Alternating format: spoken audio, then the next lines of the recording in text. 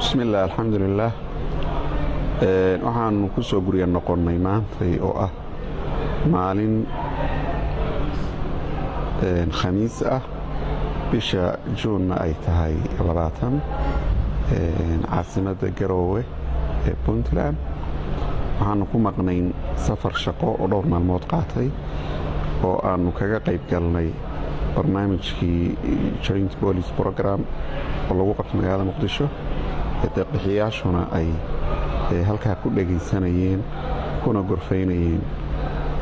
worker quest-yadii ka yimid dowlad goboleedada iyo dowladda dhexe qolo walba gaarkeeda loo dhageysanayay loona qiimeynayay waxaa ilaahay mahadiisa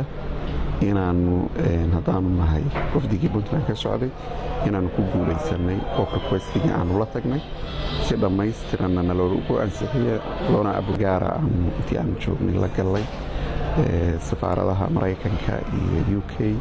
iyo Jarmalka iyo EU-da iyo wakiilka u qaybsamaha arrimaha Soomaaliya UN-ka wakiilkiisa joogay Muqdisho iyo mas'uuliyiin kale oo qaybtooda dowladda ka socdeen qaybtoodna hay'ado muhiim ah ay ka socdeen dhammaanna waxay noogu soo dhamaatay guul bay noogu soo dhamaatay aad baan ugu faraxsanahay inaanu maanta joogno oo dib ugu soo laabanay caasimadii Puntland wadankoon nabada aad u mahadsantahay DMI